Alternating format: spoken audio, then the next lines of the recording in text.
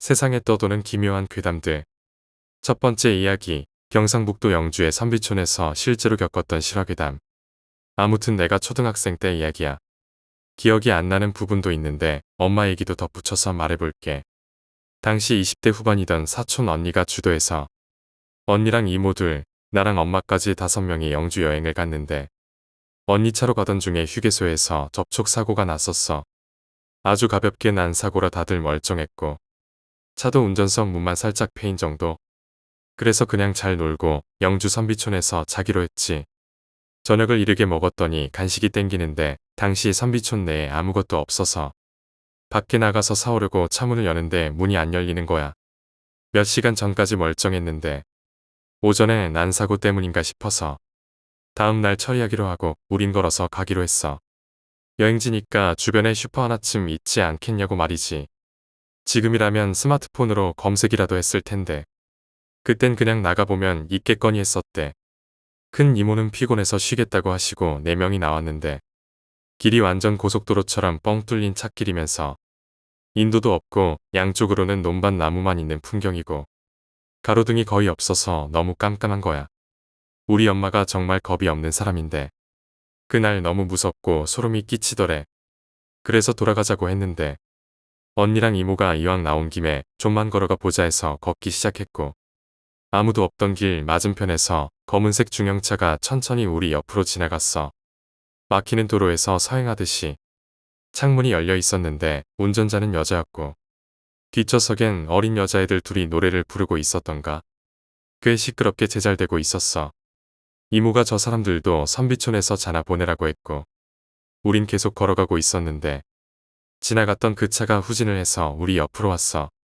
운전하던 여자가 어두운데 어디 가시냐고 해서 이모가 뭐 좀 사려고요라고 했더니 여자분들끼리 위험하다고 태워준다는 거야. 괜찮다고 했다가 한 번 더 권유하는 말에 우린 그 차를 탔어. 난 그때 당시에 차에 타기 전에 애기들이 있는데 우리가 어떻게 타지? 라고 생각했었거든. 그리고 차 문을 열었는데 아무도 없는 거야. 근데 아무도 그 얘기를 안 하길래 나도 그냥 모른 척하고 탔었어. 고맙다고 과자나 살까 하고 나왔다 했더니 여자분이 오던 길에 마트를 봤대. 그 여자 얼굴은 가물가물한데 앞머리 없는 칼단발에 눈꼬리가 올라가고 좀 날카롭게 생겼었던 것 같아. 다행이다 하고 쭉 가는데 이상하게 아무도 말을 하지 않았어. 우리 엄마랑 이모가 엄청 수다스러우신 편인데 어린 내가 어색할 만할 정도로 차는 조용했어. 근데 체감상 10분은 지났는데 마트는커녕 불 켜진 건물 하나가 없는 거야. 이모가 너무 멀리 가는 것 같네. 그냥 돌아가요 했더니 여자가 아니라고 좀만 더 가면 된다고 했어. 그때 언니 핸드폰으로 큰 이모한테서 전화가 왔는데 너희 왜 안 오냐고 거의 울먹이시는 거야. 그래서 아무래도 안 되겠다고 다시 돌아가자고 했는데 여자가 갑자기 화난 것처럼 씩씩거리더래. 보조석에 앉았던 언니가 아줌마 저희 그냥 내릴게요. 세워주세요. 하고 소리 질렀고 차가 그대로 멈춘 다음 우린 허겁지겁 내렸어.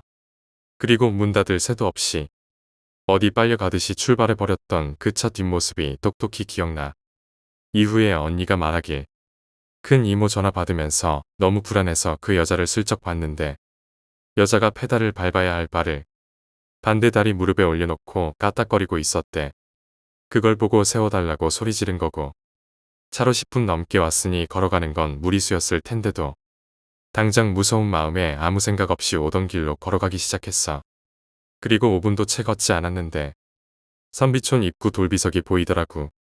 그 길은 어디로 빠질 곳 없는 외길인데 큰 이모가 울면서 우리한테 달려왔고 옆방에 묵는다던 다른 가족들도 무슨 일 난 줄 알았다고 같이 나와 있었어. 믿을 수 없겠지만 우린 나간 지 2시간 만에 들어온 거였어. 나간 후에 시계를 본 사람은 없었지만 걷다가 차를 타고 다시 내려 걸어오기까지 30분도 안 될 시간이었거든. 근데 정말 2시간이 지나 있었어. 그래서 큰 이모도 걱정한 거였고 이후에 우리는 아무도 이 얘기를 입 밖에 내지 않았어. 그 여자도 길도 시간도 다 이해할 수 없는 거였지만 없던 일처럼 묵인하고 지나갔지. 다음 날 언니 차 문은 멀쩡하게 열렸고 우린 하루 더 자고 가려던 걸 접고 그날 서울로 올라왔어. 지금까지도 이모들과 언니랑은 이 얘기를 다시 해본 적이 없고 작년에 엄마랑 술 마시다가 얘기했는데 엄마가 기억하는 그 날은 말한 내용과 같아. 그리고 엄마는 지금 생각해도 그날 너무 소름 끼치고 무서웠지만 돌아오는 길이 짧았던 거. 시간이 한참 지나버린 건 우리가 피곤해서 착각했던 게 아니었겠냐고 하더라고. 그치만 난 지금도 그 차 뒷좌석에 앉아있던 여자애들 얼굴이 정확히 기억나는 걸. 이건 엄마한테도 말 못해서 나만 봤던 걸까 가끔 궁금해. 언젠간 이모들이랑 언니한테도 물어볼 수 있겠지. 두 번째 이야기, 성남에서 살고 있을 때 겪었던 일. 전 경기도 성남에 거주하고 있습니다. 성남은 과거에도 양아치들이 많기로 유명했고 타 지역에서도 위험한 동네라고 소문이 자자하더라고요. 저희 집은 상대원이라고 경사가 급한 동네 꼭대기에 자리 잡고 있습니다. 고등학교 2학년 시절 토요일이었습니다. 1시에 학교를 마치고 하교를 하던 중이었습니다. 워낙 경사가 심해 허리를 굽히지 않으면 올라가기 쉽지 않았던지라 있는 대로 허리를 굽히고 고개를 올라가고 있었습니다. 저 꼭대기에선 어떤 아저씨가 봉지에 뭘 담아서 입에 대고 호흡하면서 내려오는 거입니다. 봉지를 자세히 보니 뭐가 들어있길래 설마 대낮에 걸어다니면서 본드를 붓겠어? 라는 생각을 했고 그런 생각을 하게 된 이유가 본드는 점성이 있는데 그 안에는 빨간색 물이 찰랑대고 있더라고요. 본드밖에 몰랐던지라 그냥 무시하고 지나가기로 마음을 먹었고 또 어렸을 때 전 제가 센 녀석인 줄 알고 저 사람이 덤벼도 이길 수 있겠다라는 생각을 했었나 봅니다. 당당히 걸었고 그 사람과 마주치는 순간 저랑 눈이 마주쳤을 땐 정말 섬뜩했습니다. 눈은 반쯤 풀려있고 지나가는데 본드 냄새가 확 나더라고요. 전 그대로 대문을 열고 집에 들어가다가 문득 그 사람이 궁금해지더라고요. 그래서 대문 밖으로 빼꼼 내밀고 쳐다보니 이 사람이 갑자기 부던 본드를 버리고 이리저리 둘러보더니 옆에 버려진 의자가 있었는데 의자 다리를 잡고 전봇대에 깨서 의자 다리 2개를 들고 어떤 집으로 들어가더라고요. 차마 무서워서 신고는 못했습니다. 그 후로 별일 없던 거 보면 큰 사고는 나지 않았던 듯하네요.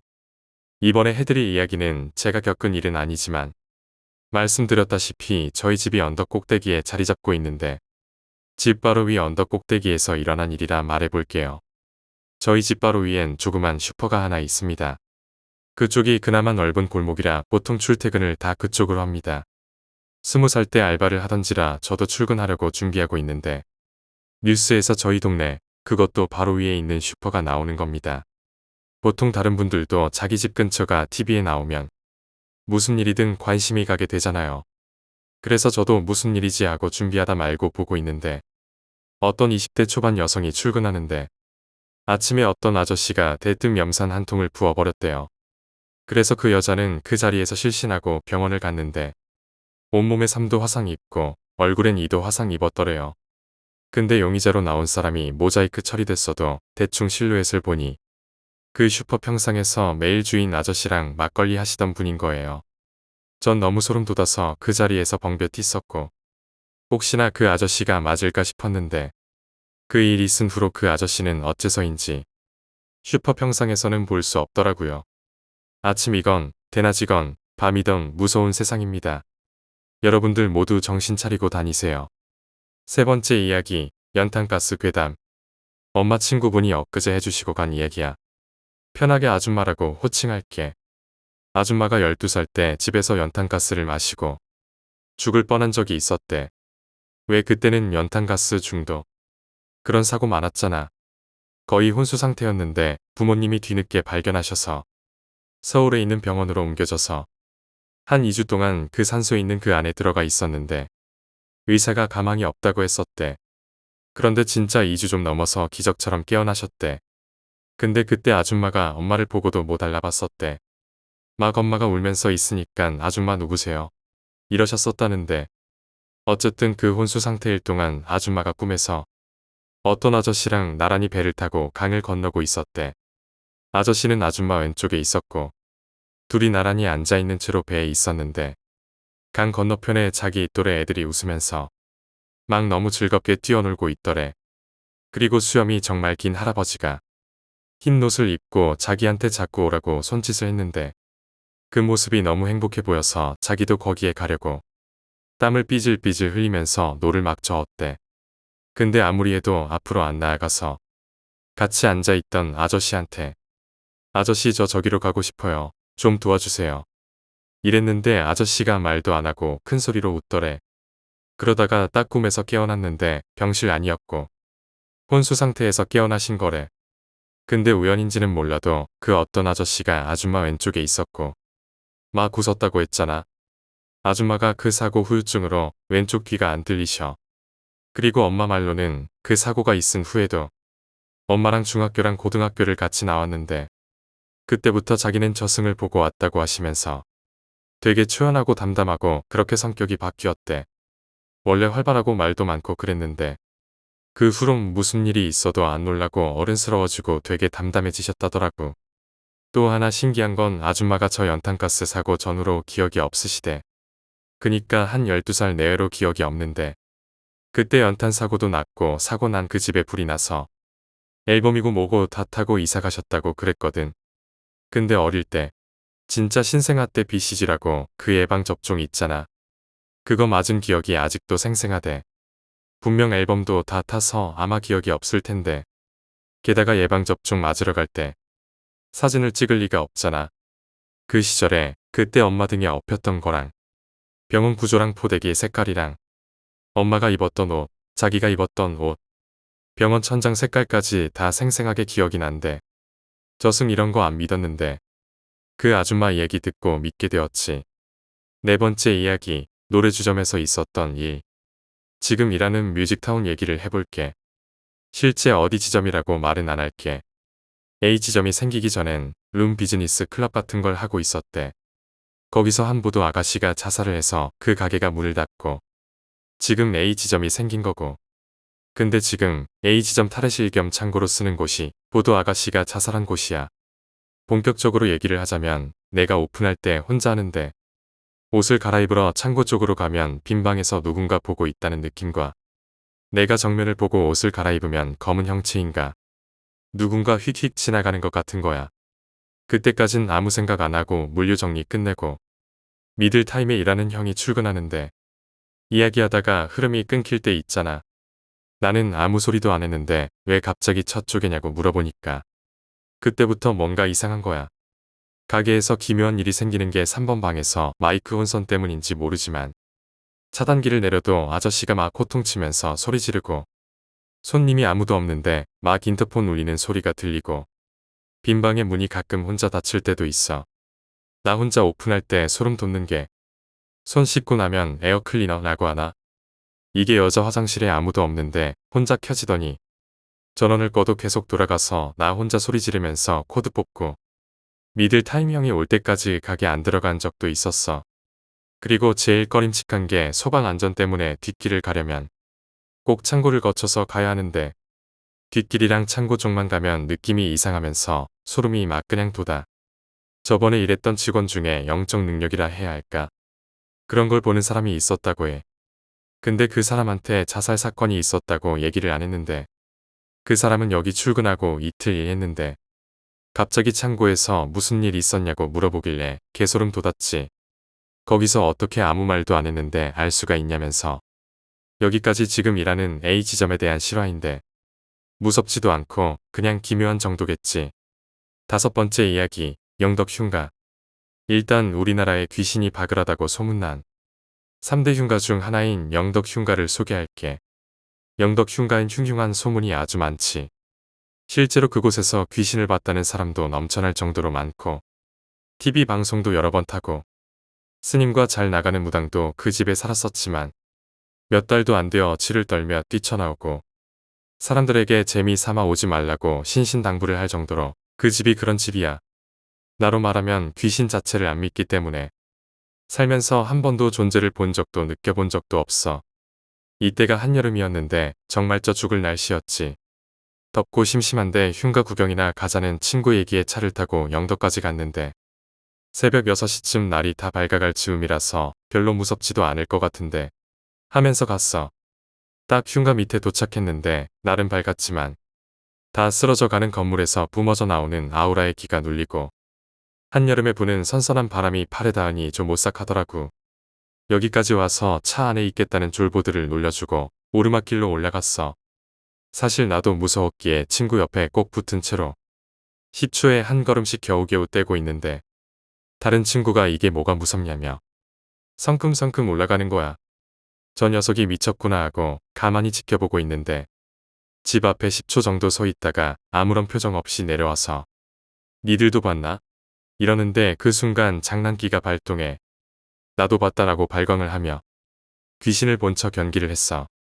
그러는데도 온몸에 소름이 돋는 게 그 집 주위를 나무들이 둘러싸고 있거든. 왜인지는 모르겠는데 그 집 근처만 가면 바람이 쌩쌩 불고 나무가 바람에 흔들리면서 씩씩 소리가 나는데 당장 내려가고 싶었어.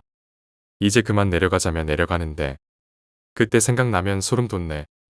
2층 창문을 보면 유리 창문이 깨져 있는데 그곳을 뚫어져라 쳐다보며 내려가고 있었어. 그 순간 내 눈을 의심한 게 나뭇잎에 가려진 창문 사이로 사람 얼굴 형체 같은 게 보이더라고. 바로 눈 깜짝하고 놀랄 정신도 없이 친구 팔을 꼬집으며 내리막길을 마저 내려오는데 그 몇 초 사이에 저게 뭐지? 뭘까? 내가 잘못 본 건가? 내가 미쳤나? 나 귀신에 씌이는 건가? 오만 생각이 다 스치더라고. 그 뒤로 차에 타자마자 울면서 이상한 걸 봤다고 부들부들 떨면서 얘기를 하는데 내 옆에 있던 친구가 지는 못 봤다면서 아무것도 본 게 없다고 하면서 가서 사진을 찍어 온다면서 당당히 혼자 걸어나가더라고. 그렇게 찍어온 사진 3장. 다행히 그 사진 속에 사람 형체 같은 건 없었어. 내가 잘못 봤겠지 좀 무섭네 하며 집으로 차를 돌려가던 도중 잠깐 잠이 들었는데 친구 녀석이 다급하게 나를 깨우는 거야. 뭔 일이고 하면서 눈을 뜨니 사실 네 말 못 믿었는데 사진의 2층 창문을 확대해서 보니 네가 말한 형체가 있다면서 눈물을 질질 찢으며 숨 넘어갈 듯이 말하는 거야. 내가 묘사한 형체와 사진 속에 있는 형체가 같다는 거야. 피부는 시체 같아 보일 만큼 창백하고 머리털은 하나도 없는 대머리에 눈은 깊고 음침하고 귀는 엄청 크다는 거. 온몸에 소름이 돋다 못해 달기되는 느낌이었어. 난 실제로 너무 무서워서 그 사진을 직접 보지는 않았지. 친구의 말을 듣고 앞도 제대로 못 봤어. 그 알 수 없는 것이 내 눈앞에 다시 보일까봐. 온몸은 떨리고 내가 진짜 귀신을 본 것일까. 대가리가 저절로 굴러가더라. 아마 집안의 구조물을 보고 착각한 거겠지. 거기 사람이 있었나? 누가 놀래키려고 인형을 놔뒀나? 오만 생각이 다 드는데 사람들은 귀신 봤다고 아무렇지 않게 얘기들 하지만 실제로 이상한 경험을 하고 나면 미친 듯이 무서워. 차 안에서 이미 한 명은 울고 소리 지르고 초토화된 상태이고 이렇게 가만히 있다간 멘탈줄 놓아버릴 것 같아서 아는 지인 중 신기가 있는 오빠가 있는데 그 오빠랑 통화하면서 마음을 진정시키고 방금 몇십 분 전 일어난 일을 주절주절 말하고 있었어. 근데 갑자기 뭐가 쾅 하더니 눈앞이 하얗게 변하고 그대로 정신을 잃었지. 사고가 난 거였어. 난 그렇게 병원에서 눈을 떴고 사진을 찍은 친구는 크게 다쳐 실명을 하게 되었고 이상하게 나나 다른 친구들은 별로 크게 다친 곳은 없었어. 차 운전을 했던 친구가 하는 얘기를 들어보니 국도를 타고 가는데 좌회전을 하는 순간 차에 누가 뛰어들더래. 그래서 급하게 핸들을 왼쪽으로 꺾었는데 거기가 바로 경사가 심한 언덕 같은 곳이었지. 그대로 차가 곤두박질 친 거야. 나중에 알아보는데 누가 작정하고 뛰어들어 사고가 났으면 신고라도 해야 하잖아. 신고자는 그 언덕 바로 밑에 사는 여자였고 그 사고를 목격한 사람도 뛰어든 사람도 없다고 하더라고. 그때 딱 내가 본 그 무언가 기억이 나는데 진심 멘탈이 하늘로 승천하더라고. 이 일이 있은 후론 다시 그 근처에 얼씬도 안 해. 친구들끼리 흉가에 가볼래란 말만 나와도 개정색하며 이상하리만큼 싫은 티를 내지. 나도 매번 사람들에게 하는 말이지만 영덕 흉가 가지 마라. 아니 그냥 흉가 자체를 가지 마. 나도 그 신기 있다는 지인한테 엄청 혼났어. 그들에게 관심을 가지고 알려고 할수록 화를 본다고 하더라고. 다시 한번 말하지만 흉가나 폐가 등 사람들이 많이 죽은 곳에 가지 마라. 6번째 이야기, 군대 초소괴담. 전역한 지도 꽤 됐고 군대에 관련된 기억은 거의 잊고 살았습니다. 뭐 기억나는 게 있다면 말년 병장 때 재밌었던 일 등 좋았던 추억만 기억하고 있었습니다. 그런데 엊그제 밤에 군대의 GOP 다큐를 보니 그 시절 겪었던 일이 생각나더군요. 그때 이야기를 해볼까 합니다. 내가 전입된 부대는 GOP 경계 근무를 담당하는 부대였다. 그래서 이 부대에 전입한 병사는 대부분이 GOP에 투입됐다. 그래도 GOP에 투입하기 전 병사들을 분류했는데 인성검사나 건강검진 등을 통해 관심병사나 몸이 아픈 병사는 GOP 투입 명단에서 제외됐다. 하지만 꼭 정신이 멀쩡하고 몸이 아픈 곳이 없다 하더라도 GOP의 험준한 산악 지형에 가면 모두들 몸 구석구석 성한 곳이 없었다. 내 발로 걷다시피 하는 GOP의 가파른 계단과 부족한 수면 시간, 매일 이어지는 고단한 작업, 늘 반복되는 일상, 바뀔 것 없는 풍경은 우리들의 정신을 더욱더 피폐하게 만들었다. 거기에 근무 인원마저 적어서 주간 근무를 나갔던 인원이 그날 후반야 근무에 투입되기도 했고 외출이나 외박은 당연히 나갈 수 없었다. 휴가도 한 달에서 4명 정도밖에 나가지 못해 사실상 섬에 고립된 상태나 마찬가지였다. 지금은 GOP의 면회도 생기고 보상 휴가도 많이 줘서 괜찮겠지만 그래도 힘든 건 마찬가지일 거라 생각한다. 여튼 우리는 이런 힘든 상황에서도 조금만 더 버티면 GOP에서 내려간다. 라는 생각으로 하루하루를 버티고 있었다. 하지만 그 중에서도 이런 생활을 못 이겨서 힘들어하는 병사도 있었는데 그를 A라 칭하겠다. 이것은 A에 대한 이야기다. A는 처음 GOP에 투입했을 때까지만 해도 평소와 다를 게 없었다. 늘 밝게 웃고 대화도 잘했다. 근데 투입한 지 2달가량 지나니 A는 어느새 완전히 변해 있었다. 어느 날 A와 같이 근무를 나갔던 동기 녀석이 A가 이상한 것 같다며 말을 꺼냈다. A 저 새끼 약간 이상해진 것 같다. 뭐가 이상한데? 내가 어제 저 새끼랑 같이 근무를 나갔거든. 여기서부터는 A와 동기 간의 근무 중 있었던 대화다. 김일병님, 총알이란 게 참 신기하지 않습니까? 어떻게 이 조그만한 게 사람을 죽일 수 있는지. 이러면서 희죽거리며 웃고 있었다고 했다. 새벽 달빛에 비춰 희죽이며 웃는 A의 모습을 보니 완전 또라이처럼 보였다고 했다. 이때까지만 해도 나는 A의 일을 아무렇지 않게 생각하며 넘겼다. 그런데 시간이 지날수록 A와 같이 근무를 나갔던 선임들도 A가 이상하다며 한결같이 말하기 시작했다. 이상병과 A는 후반야 근무를 나갔다. 한참 근무를 서다 대기 초소에 들어가서 잠깐 쉬게 되었는데 이상병은 잠시나마 눈 좀 붙일 겸 잠을 잤다고 했다. 대기 초소란 겨울철 해가 늦게 떠서 근무가 긴 후반야 근무자들을 위해 근무 중 10분 정도 잠시 쉴 수 있게 마련한 초소. 근데 뭔가 이상한 느낌이 들어 눈을 떠서 A를 바라보니 A가 자신의 수류탄 주머니에서 수류탄을 꺼내 만지작거리며 희죽희죽 웃고 있는 게 보였다. 그 광경을 본 이상병은 바로 A의 수류탄을 빼앗고 그 자리에서 온갖 욕설을 한 후 구타까지 이어지진 않았지만 A의 방탄을 때리며 훈계를 했다. 그리고 다음날 이상병은 이 일을 소대장에게 보고했고 몇 번이나 A에 대한 이상한 얘기를 들은 소대장은 중대장에게 보고한 후 중대장과 A는 면담을 가졌다. 그리고 중대장은 조금만 더 시간을 갖자고 한 후 A를 관심 병사 리스트에 올리고 그날부로 A는 실탄과 수류탄을 지급받지 못하고 공포탄만 지급받은 채 근무에 나갔다. 그래도 A와 같이 근무를 나간 선임들은 모두 공포에 떨어야만 했다. 박 병장과 A가 같이 근무를 나갔다. 한참 근무를 서다 소변이 급해진 박 병장은 급하게 밖으로 뛰쳐나가 잠시 소변을 보고 초소로 들어왔다. 그러자 A가 박 병장의 소총을 들고 멍하니 서 있는 걸 봤다. 여기서 뭐 그깟 소총 들고 있는 게 뭐가 문제냐고 할 수도 있겠지만 GOP 특성상 실탄을 지급받아 근무를 하기에 실탄이 장전된 상태이고 안전장치만 풀면 바로 격발을 할 수 있었다. 그걸 본 박 병장은 A에게서 자신의 소총을 빼앗고 A를 다그치자 그제서야 A가 무릎을 꿇으며 죄송하다고 빌었다.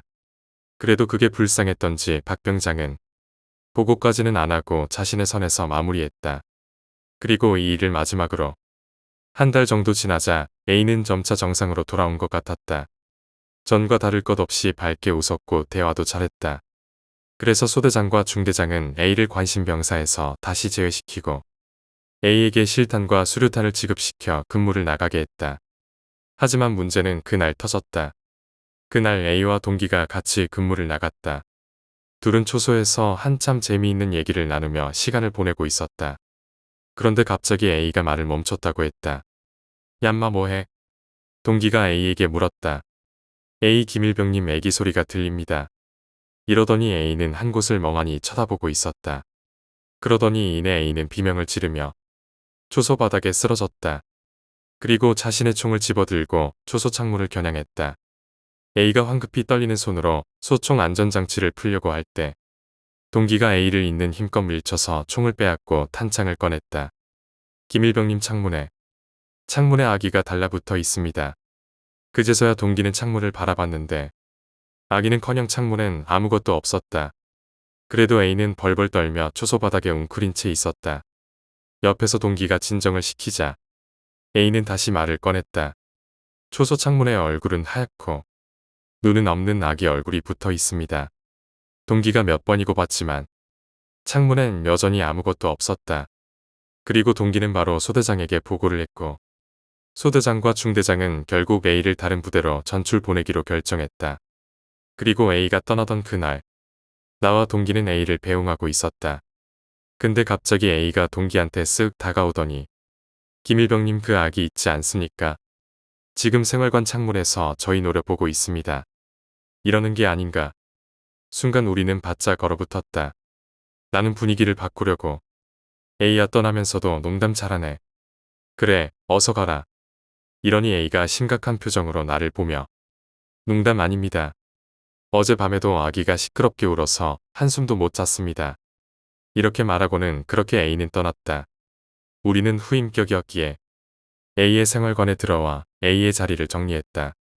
A가 정리하고 갔지만 그래도 남겨진 쓰레기들을 마저 처리하고 있었다. 그때 동기가 침상 밑에서 수첩 같은 걸 발견했다. 우리는 수첩을 펼치고 까무러치고 말았다. 수첩엔 이런 내용들이 적혀 있었다. 이상병, 정신 나간 새끼, 박병장, 또라이 새끼, 우일병, 이 새끼 죽여 말어. 그리고 몇몇의 소대에서는 후임들에 대한 내용이 적혀 있었고 마지막 페이지를 펼쳤다. 생활관 밖에서 아기가 계속 울어댄다. 너무 시끄럽다. 제발 멈춰라. 우리는 바로 소대장한테 수첩을 들고 갔다.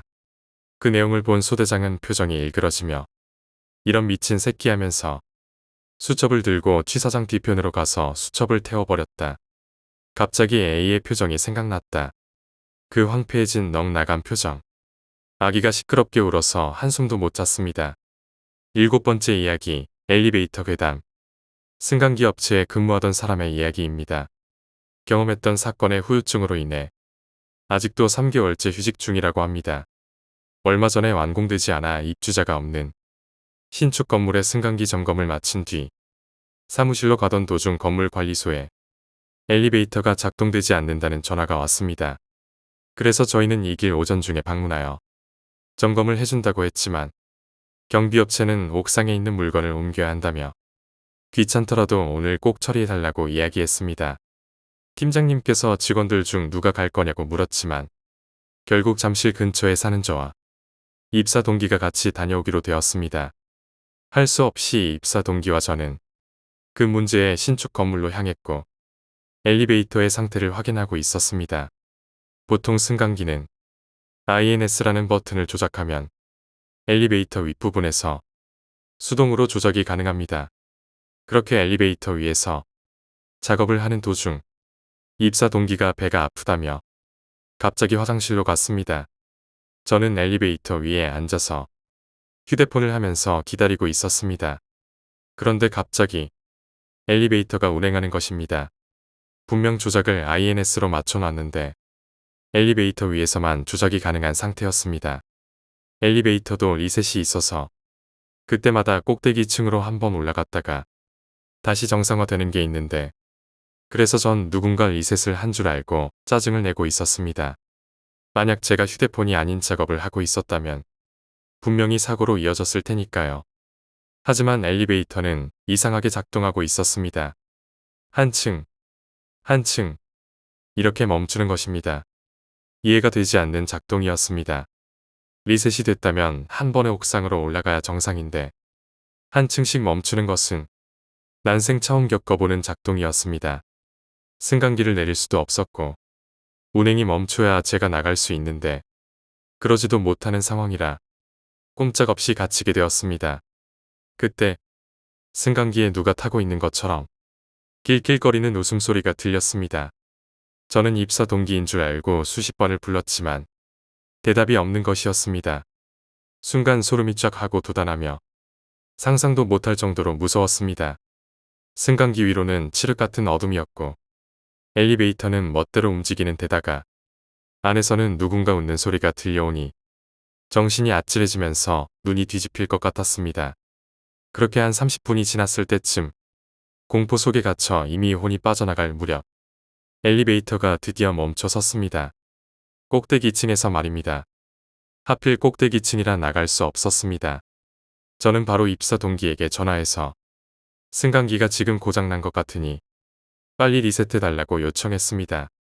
보통 기계실은 건물 옥상에 위치해서 지하 2층에 있던 입사 동기가 옥상에 올라올 때까지 기다려야 했습니다. 공포에 벌벌 떨던 저에게 승강기 안에서 누군가 말을 걸었습니다. 거기서 뭐해?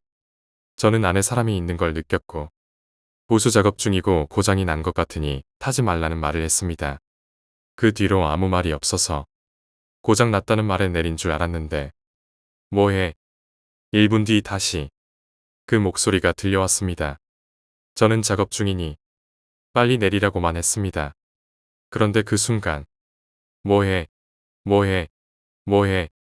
수십 번 똑같은 목소리로 반복되었습니다. 최소한 정상인은 아니겠다고 그렇게 직감했고 엘리베이터 천장 위에서 떨고만 있었습니다. 귀를 막아도 들리는 목소리에 눈이 돌아가기 직전 엘리베이터가 다시 움직였습니다. 꼭대기층에서 벗어나는 순간 저는 재빨리 엘리베이터에서 내렸습니다. 바로 관리실로 내려가서 웃으며 절 농락한 범인을 찾기 위해 CCTV를 확인했습니다. 사람 목숨이 오갈 수 있는 상황에 그런 장난을 치는 범인을 찾으려고 눈을 부릅떴지만 승강기 안에는 아무도 없었습니다. 물론 복도에도 마찬가지였습니다. 그렇게 건물 주차장을 빠져나오기 직전 잘 가 라는 말이 귓속을 울렸고 이후로는 기억이 없었습니다. 8번째 이야기 함대에서 이상한 소리가 들린다. 내가 탔던 배는 PCC다. PCC는 주로 해상 초계 임무를 수행하는 함정이다.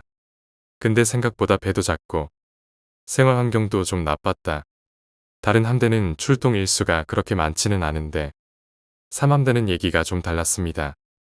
애초에 예속 함정도 별로 없어서 북한 정보선이나 북한 어물 운반선 같은 게 떴다 하면 바로 긴급 출항시킨 뒤 2주 넘게 배를 띄워놓기도 하고 배가 없어서 임무 교대도 잘 안되는 일이 빈번했습니다. 그때도 중국 정보선 접촉으로 우리 배가 긴급 출항을 나갔을 때였습니다. 정보선은 말 그대로 정보를 수집하는 것이 목적이기 때문에 천천히 기동하면서 우리나라 함정이나 항공기 또는 관련 전력을 파악하는데 이놈들이 그날따라 돌아가질 않았습니다. 함정 인원은 서서히 미쳐가고 상황실에서 당직을 서는 사람들은 그냥 죽어나가고 당직 사관도 앉아서 잠들어 있었고 그랬습니다. 이제 익숙해질 대로 익숙해진 터라 경각심도 조금씩 없어지고 있을 때쯤 상황실에서 갑자기 퉁퉁거리는 소리가 났습니다.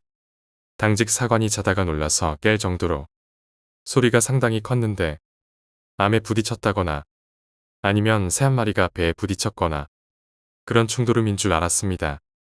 그런데 알고 보니 그 소리는 상황실 한쪽 구석에서만 나고 있었습니다. 누가 이 시간에 작업이야. 화가 잔뜩 난 전 탐장이 갑자기 악을 지르면서 그 옆에 격실로 범인을 쫓으러 갔습니다. 나는 신경 쓰지 않고 레이더나 보고 있었는데 옆 격실로 갔던 전 탐장이 얼굴이 말 그대로 하얗게 질린 채 돌아왔습니다. 당직 사관에게 같이 옆 격실에 가서 볼 게 있다고 말까지 떨면서 얘기를 하고 있었습니다. 전 탐장이 상황실에서 자리를 비운 것도 좋지 않은데 당직 사관까지 자리 비우면 말이 안 되니까 상황일지를 쓰던 수병을 보냈습니다.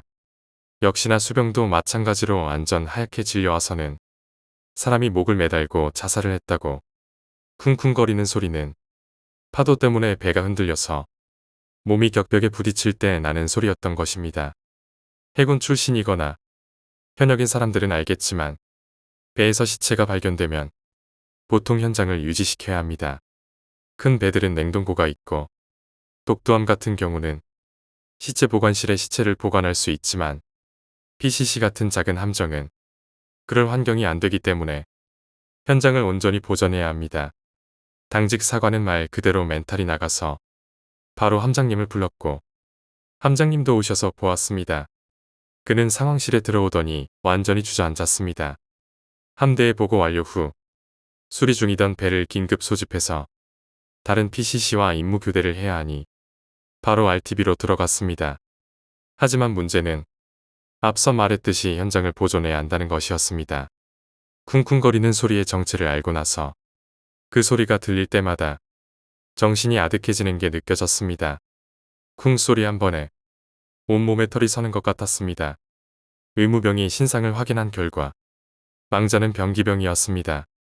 나와 평소에 같이 현문 당직을 서면서 장난도 치고 친하게 지냈던 수병이었습니다. 내가 레이더를 보는 건, 레이더가 나를 보는 건 정신을 차리지 못하다가 당직이 끝났고 교대하는 다음 당직자들도 이미 소식을 듣고 인계사항을 전달받으면서 정신 빠져나간 표정을 하고 있었습니다.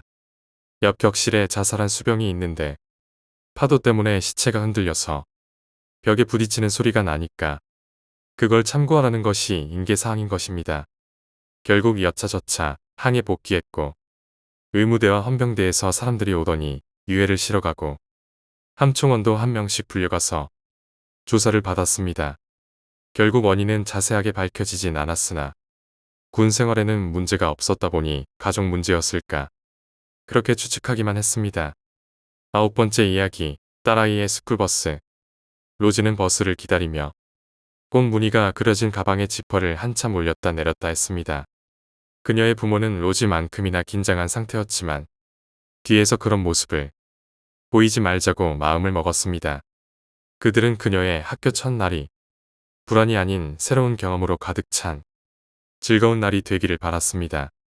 물론 학교에서 그다지 멀리 떨어지지 않은 곳에서 살고 있었기에 그녀를 학교에 직접 데려다 줄 수 있었지만 그들은 자신의 사랑스러운 딸이 친구들을 만나고 새로운 사람들을 만나기를 원했습니다. 그들이 마음을 바꿀 생각을 하기도 전에 밝은 노란빛의 버스가 집 앞에 멈춰 섰습니다. 버스는 놀랍게도 텅 비어 있었고 그 광경은 가족의 불안감을 더하기만 했습니다. 로즈는 큰 포옹과 몇 번의 키스를 가족에게 받고서는 버스로 들어가 앞으로 향해 있는 자리에 가서 앉았습니다. 통통한 외형의 운전사는 부모에게 거의 눈을 마주치지 않은 채 손을 흔들었습니다.